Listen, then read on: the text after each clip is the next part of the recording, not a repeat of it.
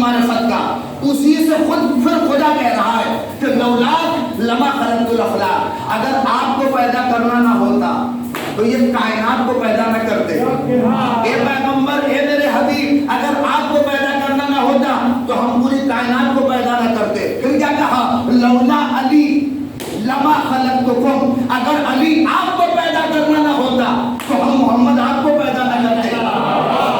جو آئیے ہم علی آپ کو دیکھیں اس مرحلے پہ، علی اگر آپ کو پیدا کرنا نہ ہوتا تو ہم محمد کو پیدا نہ کرتے. پھر بات تو اس سے آگے بڑھ گئی، لولا فاطمہ لما خلقتکم، اگر فاطمہ کو پیدا کرنا نہ ہوتا تو محمد آپ کو پیدا کرتے. نہ علی ہم آپ کو پیدا کرتے. نہیں، غور کریے اس مرحلے کے اوپر کہ جو محمد کا نور خدا کی معرفت کا ذریعہ ہے، خود اس کے لیے سبب جو ذات بن جائے اسے فاطمہ کہتا ہے. صلوات پڑھ دے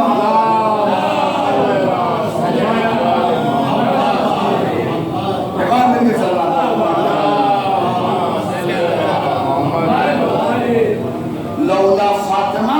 دیکھیے حدیث کو ملائیے کہ جو پیغمبر کے ساتھ خود ذریعہ ہے اللہ کی معرفت کا کہ اے حبیب ہم نے آپ کے نور کو پیدا کیا تاکہ آپ پہچانا جائے.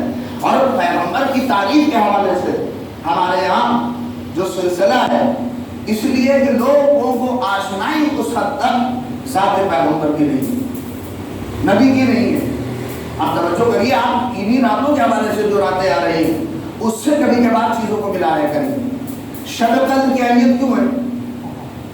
بولیے، شب قدر کی اہمیت کیوں ہے؟ کیوں؟ شہر رمضان الذی انزل فیہ القرآن، کیا؟ انا انزلناہ فی لیلۃ القدر، لیلۃ القدر خیر من الف شہر. کیا ہے؟ یہ رات 1000 راتوں سے بہتر ہے. بولیے، ہے کہ نہیں ہے؟ 1000 راتوں سے بہتر ہے یہ رات. کیوں ہے شب قدر کی اہمیت؟ چونکہ اس میں اللہ نے قرآن مجید کو نازل فرمایا ہے. یعنی جس رات میں قرآن نازل ہو اس رات کا مقابلہ دنیا کی کوئی رات نہیں کر سکتی. توجہ کریے، جس رات میں قرآن کا نزول ہو اس رات کا مقابلہ دنیا کی کوئی رات نہیں کر سکتی. توجہ کریے بات میں، جس رات میں قرآن نازل ہو اس رات کا مقابلہ دنیا کی کوئی رات نہیں کر سکتی. تو بات آگے اور کہنے دیجئے کہ جس ذات میں قرآن نازل ہو، جس ذات میں قرآن نازل ہو اس ذات کا مقابلہ دنیا کی کوئی ذات کیا کر سکتی ہے. اور ہم لوگ ادھورے نہیں ہیں، ہم لوگ پیغمبر تک تو رکتے ہی نہیں ہیں جب تک بات علی تک نہ پہنچے کہ جس رات میں قرآن نازل ہو اس رات کا جب مقابلہ نہیں تو جس ذات میں قرآن نازل ہو تو اس ذات کا مقابلہ کیا ہوگا. اور جس کی بات میں قرآن نازل ہو،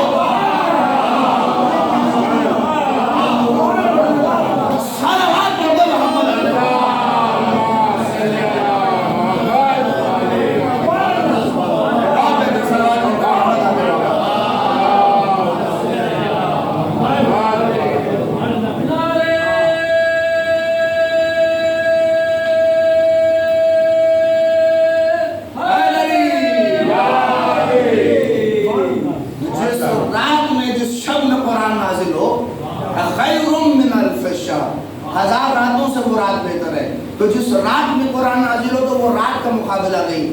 تو جس قلب کے اوپر قرآن نازل ہو اس ذات کا مقابلہ دنیا کیسے کر سکتی ہے. اور پھر جس کی بات میں قرآن نازل ہو، جو بولے تو قرآن کی آیت آ جائے، جو چلے تو قرآن کی آیت آ جائے، جو سوئے تو مرضی الہی کے لیے آیت آ جائے، تو اس کا مقابلہ کہاں سے ہوگا. یہ لہٰذا ہے تقابل نہیں. اس لیے کہ پیغمبر کا سٹیٹس یہ ہے کیا کہ پیغمبر کا نور ذریعہ ہے اس کے لیے توحید کی معرفت کا، اللہ کی آشنائی کا. ہے نا، بات کلیئر ہے کہ اللہ کو اگر پہچاننا ہے آدمی کو تو نور مصطفیٰ کے ذریعے سے پہچانا ہے. اور آپ جا کے دیکھ لیجئے حضور کی جو تعریف آپ کو ملے گی، حضور کا جو قصیدہ آپ کو نظر آئے گا، اللہ جانے کہ کہاں کہاں سے وہ قصیدے بنا کے لے کے آئے تھے. اس لیے تو حضور کو لوگوں نے نعتوں سے پہچانا. حضور نعت کے ذریعے سے نہیں پہچانا جاتا، خدا کے کلام کے ذریعے سے پہچانا جاتا. آئیے توحید اس مرحلے پہ ہمارا شفا یہی ہے کہ پیغمبر کو کما حق کہو، جس طرح سے جاننا چاہیے تھا لوگوں نے پیغمبر کو نہیں جانا. جب حضور کو نہیں جانا تو پھر حضور کے وسیع کو کیا جانتے ہیں. اور پھر جب حضور فاطمہ کو کیا پہچانتے ہیں؟ میں کہہ رہا ہوں ہمارا اصل مرحلہ یہ ہے کہ خود پیغمبر کو ہی قاعدے سے لوگوں نے نہیں پہچانا، اس لیے کہ اسٹیٹس دیکھیے نبی کا کیا ہے، کسی آدمی کے ویلو کیا ہے، پیغمبر کا اسٹیٹس یہ ہے کہ پروردگار کہہ رہا ہے کہ میں چھپا ہوا خزانہ تھا، میں نے چاہا کہ میں پہچانا جاؤں تو میں نے نور پیغمبر کو خلق کیا۔ اور یہ بہت بڑا کیا ہے، آسان بات نہیں ہے، اللہ کی معرفت کا ذریعہ جو ذات بنے اسے مصطفیٰ کہتے ہیں۔ اور ہمارے یہاں دیکھ لیجیے تو عجیب عجیب باتیں، اچھا ہم ایک برس ہمارے یہاں بھی ہے اور ایک برس ادھر بھی ہے، آپ اس بات کو ایک دم کلیئر رکھیے۔ ہم لوگ جب امیر المومنین کا قصیدہ پڑھنے لگتے ہیں تو وہ لوگ کہنے لگتے ہیں دیکھیے دیکھیے بڑھا دیا انہوں نے، حضور سے آگے کر دیا۔ اور ہمارے یہاں ایک چیز اور چل چکی ہے، ذرا سا اگر کوئی فضائل کسی امام کا پڑھ دے، کسی غیر معصوم کا پڑھ دیا جائے، حضرت عباس کی فضائل پڑھ دیے جائیں، جناب زینب کے فضائل پڑھ دیے جائے، تو ہمارے یہاں لوگ کہنے لگتے ہیں دیکھو دیکھو معصوم بنا دیا، توجہ کر رہے ہیں، ہمارے کہنے لگتے ہیں دیکھو معصوم بنا دیا۔ جیسے انہیں غفلت کے شکار وہ لوگ ہیں، ویسے ہمارے یہاں بھی غفلت کے شکار کچھ لوگ ہیں، جو یہ لوگ فضائل جیسے جناب عباس کے ہوئے یا جناب زینب کے ہوئے، جو لوگ کہہ دیتے ہیں کہ معصوم بنا دیا، اصل میں اسے پتہ ہی نہیں ہے کہ معصوم کسے کہتے ہیں۔ معصوم بنانے کا اختیار کسی کو ہے ہی نہیں، معصوم اس لیے کہ معصوم معصوم ہے۔ اور جناب زینب دیکھیں عصمت کیا ہے، عصمت بولیے عصمت کیا ہے؟ عصمت میں ایک دم سادہ مثال دے دوں، عصمت ایک چپ ہے، عصمت ایک چپ کی طرح ہے، مثلا وہ چپ جس کو بھی پروردگار عالم لگا دیا جسے دے دے ان گناہوں سے محفوظ ہے۔ عصمت کی تعریف یہی تو ہے، عصمت ایک ایسا ہدیہ الہی ہے تو جس کے پاس بھی ہوگا وہ گناہوں سے محفوظ ہے پروردگار عالم۔ میں تعریف کر رہا ہوں اگرچہ مثالی مناقشہ نہیں ہوتا ہے، لہٰذا ایک چپ ہے جس کو بھی لگ جائے۔ ہاں، اور ہمارے خود سوسکان صاحب کہتے ہیں مولوی صاحب تو اس میں کون سا کمال ہے، اگر حضور معصوم تھے، اگر 14 معصوم تھے تو اس میں کون سا کلام، وہ چپ اگر ہمارے پاس بھی ہوتی جو کریے گا تو ہم بھی گناہوں سے محفوظ رہتے۔ یعنی معصوم اور عصمت ہونا، لیکن پروردگار عالم کا کمال ہی یہی ہے کہ چپ سب کو نہیں دیتا، اہلیت دیکھ کے دیتا ہے۔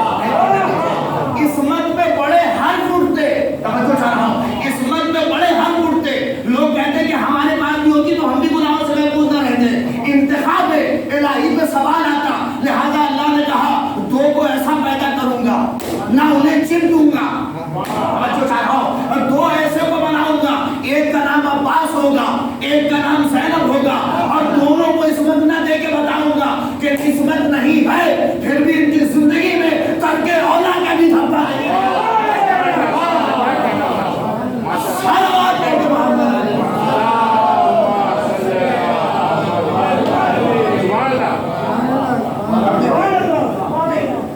لہٰذا ہم اور آپ اگر یہ سمجھ رہے ہیں، یہ ہمارے یہاں کنفیوژن ہے کہ لوگ سمجھتے ہیں اگر کوئی معصوم نہیں ہے تو اس کی فضیلت میں کمی ہے، نہیں ایسا نہیں ہے۔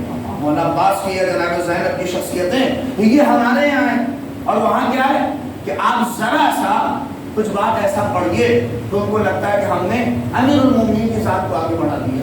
یہ بات میں پہلے سے لہٰذا میں کہہ رہا ہوں، دیکھیے ہم لوگ بڑھاتے تھوڑی نہیں ہیں، اس لیے کہ ہم نے تو کبھی نہیں کہا کہ حضور ہمارے جیسے، یہ ساری روایتیں تو ادھر ہی سے آئیں کہ حضور ہمارے جیسے، حضور ہمارے بھائی تھے، حضور ہمارے یہاں تو قرآن مجید کی اسی لیے آیتیں بھیجی کہ دیکھو یہ پیغمبر صرف نبی ہے، یہ صرف رسول ہے، نہ کسی کا یہ باپ ہے نہ کسی کا بھائی ہے، لہٰذا ان کے لیے سب کا جواب دیا قرآن مجید نے، لہٰذا ہم نے تو کبھی نہیں کہا، اور ہم کیسے کہتے، اور امیر المومنین سے تو ہم بڑھا ہی نہیں سکتے آگے، ہم آگے بڑھا ہی نہیں سکتے، پیغمبر کی ذات پیغمبر کی ذات ہے، علی کی ذات علی کی ذات ہے۔ میں کیسے کہوں، رمضان کا مہینہ چل رہا ہے، اگر ابھی بھی سمجھ میں نہیں آ رہا ہے اور ہمارے عقیدے کو دیکھنا ہے تو ہماری اذان کے ٹائم آ کے دیکھا کریے، اسی لیے ہم ہی وہ واحد ہیں کہ جنہوں نے ختم نبوت کا خیال کیا ہے، ہم نے فوراً اشہد ان محمد رسول اللہ کے بعد اسی لیے علی ولی اللہ کا سلوات پڑھتے محمد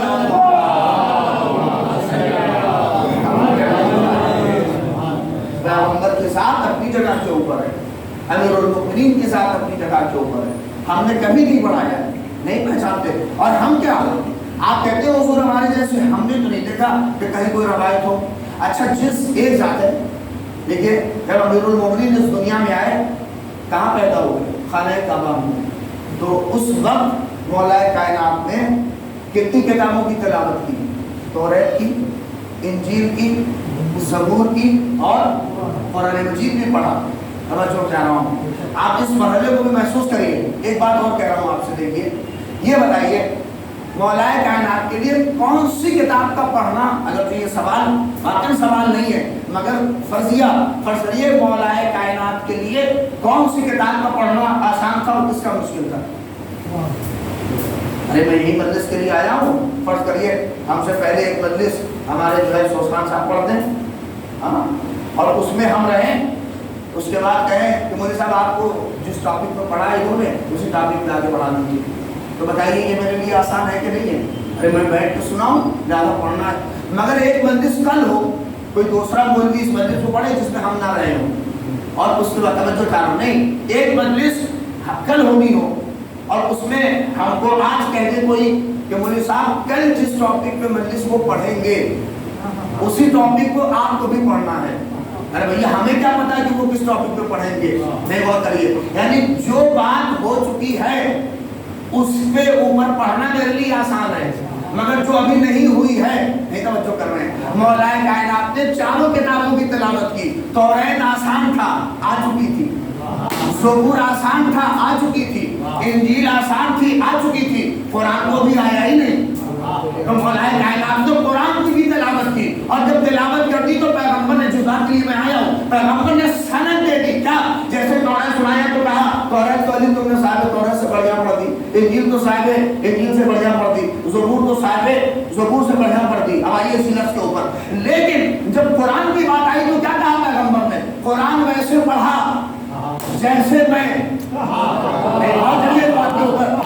ویسے پڑھا علی جیسے میں، قرآن ویسے پڑھا جیسے میں، نہیں غور کر رہے ہیں؟ یہ جو لوگ کہتے ہیں کہ حضور ہمارے جیسے، ہمارا شکوہ یہ ہے کہ ہمیں جسے حق تھا کہ وہ کہتا کہ محمد ہمارے جیسے،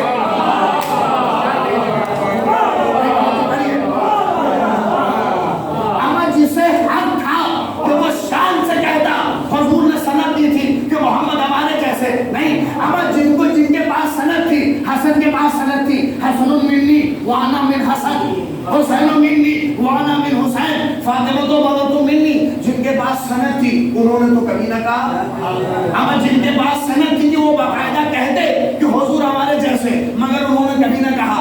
علی کو کہنے کا حق تھا کہ محمد ہمارے جیسے، مگر علی نے کبھی نہ کہا، اپنی پوری زندگی علی نے کہا انا عبد من عبید محمد، میں محمد کے غلاموں میں سے غلام ہوں، میں محمد کے غلاموں میں سے غلام ہوں۔ نہیں بات پہنچی شاید؟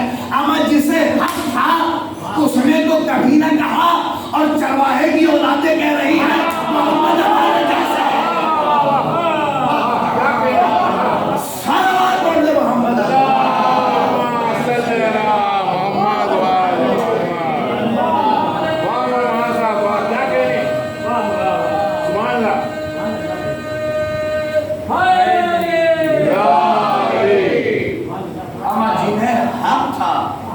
کہ وہ شان سے کہتے کہ حضور اکرم ذات پیغمبر ہمارے جیسی، مگر انہوں نے تو کبھی نہ کہا۔ جو کن تو کنزن مخفیہ کا مصداق ہے، جو فاحببت ان اعرف فخلقت الخلق کا مصداق ہے، اس نے تو کبھی نہ کہا کہ حضور ہمارے جیسے۔ وہ پوری زندگی اپنی پیغمبر کے نقش قدم پہ گزارتا چلا گیا۔ اس لیے اب اسی لیے تو جب ہم لوگ تھوڑا سا بھی اگر کچھ پڑھ دیں، اس لیے کہ حضور کو ہی نہیں پہچانا ہے، اسی لیے تو کہہ دیتے دیکھیے پڑھا دیا، دیکھیے پڑھا دیا، پڑھا کیسے دیا؟ اس لیے کہ ذات پیغمبر ہے، اور علی نے خود کہا ہے اس مرحلے پہ کہ اور ہم پڑھاتے بھی نہیں ہیں، ہاں وہ الگ بات علی کے اپنے کمالات ہیں، وہ اپنا اچھا لوگ جتنا اس کے بارے میں چنیں، آپ دیکھیے بات اللہ نے فضیلت کو اتنی ہی بڑھائی اور اتنا زیادہ بڑھایا، لوگ جتنا جلتے تھے لہذا بات اتنی ہی، پیغمبر نے اسی لیے کہیں آپ کو نہیں ملے گا۔ آپ دیکھیے سارا مسئلہ اور سارے جھگڑے کی جڑ، آپ توجہ کریے، سارے اختلافات کس بات پہ؟ کسی کو لا الہ الا اللہ سے ہے؟ بتائیے، لا الہ الا اللہ کو سب جمع ہے، کسی کو کوئی اختلاف نہیں، محمد رسول اللہ پہ ہے کسی کو اختلاف نہیں، کسی کو نہیں، مگر علی ولی اللہ کا معاملہ یہ ہے کہ کوئی نہ کوئی کنارے لگتا چلا جاتا ہے، ایک خاص طبقہ ہے جو ایک طرف ہے اور وہی کہتا ہے علی ولی اللہ ہے۔ اچھا یہ بھی کمال ہے پروردگار کا کہ اس نے لا الہ الا اللہ کا ثواب نہیں رکھا، محمد رسول اللہ کا ثواب نہیں رکھا، اس نے ثواب علی ولی اللہ ہی میں رکھا۔ کہا جو اسے مانے وہی لا الہ الا اللہ کا اصلی ماننے والا ہے، وہی محمد رسول اللہ کا اصلی ماننے والا ہے۔ صلوات پڑھ دو محمد۔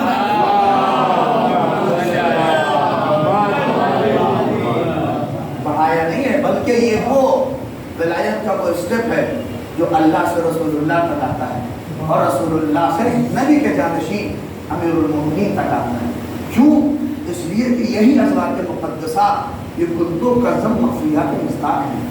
اگر یہ ساتھ نہ ہوتی تو کون تھا جو توحید کے پرچم کو صحیح انداز سے اپنے ہاتھوں میں اٹھا سکتا؟ یہ تو ان کا کرم تھا کہ انہوں نے اپنے آپ کو جہاں لوگ نعوذ باللہ استغفر اللہ انہیں خدا کہہ رہے تھے، علی نے سجدہ کر کے بتایا کہ دیکھو ہم معرفت کا ذریعہ ہیں، خدا نہیں ہے۔ ہم ہیں اس منزل پہ، ہمارا فضائل کے جس منزل تک ہمیں کہو، اس لیے کہ کسی کہنے والے نے کیا خوب کہا، جو کچھ کہنا ہے ان کے بارے میں کہو، بس ربوبیت سے نیچے رکھو اور بشریت سے اوپر رکھو۔ اسی لیے کیوں معیار قائم کیا؟ کیوں؟ اس لیے کہ یہ توحید پروردگار کا، ذات اقدس الہی کا معرفت کا ذریعہ ہے۔ اندازہ کریے چھوٹے موٹے آدمی اگر کسی آدمی کی پہچان کا ذریعہ بن جائے تو لوگ اس کے عزت و اکرام کرتے ہیں جو پروردگار کی معرفت کا ذریعہ ہو۔ اسی آپ جا کے پڑھیے دعا ابو حمزہ سوانی، اس میں یہی تو کہا اے اہل بیت المصطفیٰ آپ ہی دلیل ہیں ذات پروردگار عالم، آپ ہی کے ذریعے سے توحید پہچانی گئی، آپ ہی کے ذریعے سے کرم پہچانا گیا، آپ ہی کے ذریعے سے۔ بس آپ وہیں پہ روک رہا ہوں بات، انشاءاللہ کل اس کے سلسلے سے اور مفصل بات آپ کی خدمت میں پیش کروں گا۔ لہٰذا ضرورت اس بات کی ہے ان انوار خمسہ کو اپنی زندگی کے حصوں کو بنائے رکھیے اور اسی کے اوپر ساری زندگی اور پوری قربان کی۔ 17 رمضان مبارک ہو گئی ہے، اللہ اکبر۔ خدا ہمارے روزوں کو قبول کرے اور ہماری عبادتوں کو قبول کرے، جو بیمار ہے اللہ انہیں شفا دے۔ اور اس مہینے میں چونکہ آدمی بھوکا ہوتا ہے، آدمی پیاسا ہوتا ہے، جس وقت روزہ کھولے تو روایت اور خود عبداللہ بہجت اس بات کے قائل تھے تو روزہ کھولنے سے پہلے ایک مرتبہ تو ہر شیعہ اگر شیعہ ہے اور اس کا عشق اہل بیت سے ہے تو کم سے کم روزہ کھولنے سے پہلے ایک بار اپنی آنکھ کو بند کر کے کربلا والوں کی پیاس کو ضرور احساس کرے، کربلا والوں کی بھوک کا احساس کرے اور اس کے بعد ایک مرتبہ کہے السلام علی الحسین وعلی علی بن الحسین وعلی اولاد الحسین، سلام ذات حسین کے اوپر۔ اللہ اکبر۔ خدا کوئی بندہ جیسے میں نے بیٹھ کے آج اس مرحلے تک جہاں سے مرثیہ چھوڑا تھا وہی دو باتیں کہہ دو اور ختم دعا ہو جائے۔ اللہ اکبر۔ اسی لیے مہینہ خاص ہے کربلا والوں کی یاد کہ آدمی بہت آسانی سے یاد کر سکتا ہے، جب دھوپ تیز ہو تو کیسے بدن میں پیاس آدمی کو مار ڈالتی ہے۔ اللہ رے حسین نے اسی لیے تو کہا اے ابن ذات میں اتنا پیاسا ہوں کہ میری آنکھوں کے سامنے اندھیرا نظر جزاکم اللہ۔ خدا کوئی بندہ دے سوائے نصیب الشہداء کے، خدا ہمارے ان روزوں کو قبول کرے۔ اللہ مجھے یاد آتا ہے اس وقت کا، اندازہ کریں کہ جو حسین اتنا پیاسا ہے سکینہ کتنی پیاسی رہی۔ السلام علی الحسین وعلی علی بن الحسین وعلی اولاد الحسین۔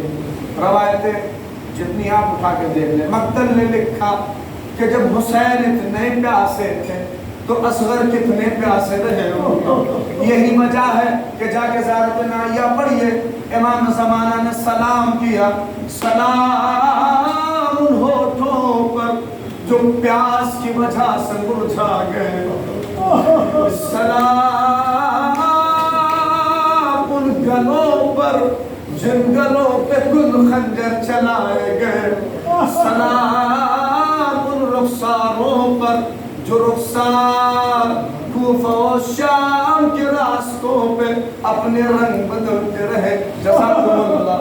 خدا کوئی غم نہ دے سوائے غم اہل بیت کے. آخری دو فقرے اور ختم دعا ہے. حسین بہت غریب تھے. دکھ رفیع کہتے ہیں کربلا میں اگر غربت کی کوئی صورت بن جائے تو حسین کا چہرہ نگاہوں کے سامنے. اللہ نے کہتے ہیں جب حسین خیمے میں آئے تو جو حسین کا انداز تھا کہنے کا جیسے کا اے زینب خدا حافظ. اللہ اکبر. کہتے ہیں جیسے حسین نے سلام کیا زینب تڑپ گئی, ام کلثوم تڑپ گئی. اے بھیا کیا آپ ہمیں چھوڑ کے جا رہے ہو؟ روایتیں کہتی ہیں کہ حسین کو ساری بیویوں نے ایسے گھیرے میں لیا کہ حسین روتے روتے آسمان کی طرف اپنا ہاتھ بلند کیا.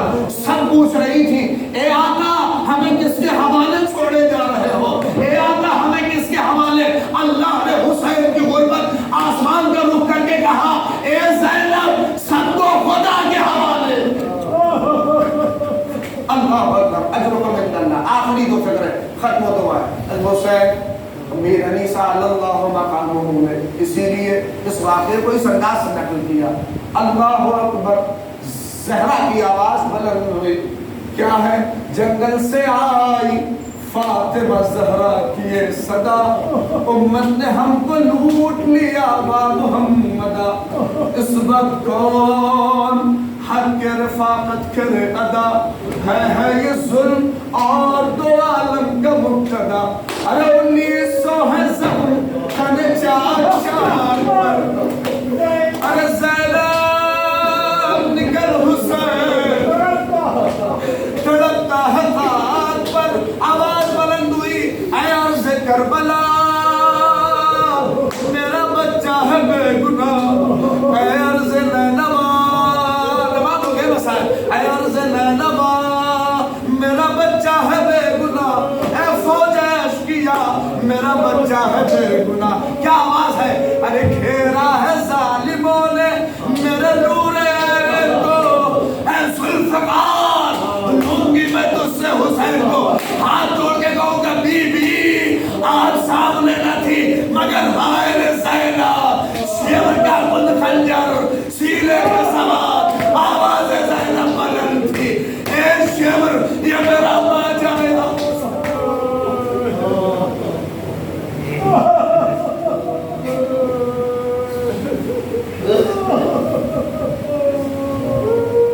وسيعلم الذين ظلموا أي منقلب ينقلبون.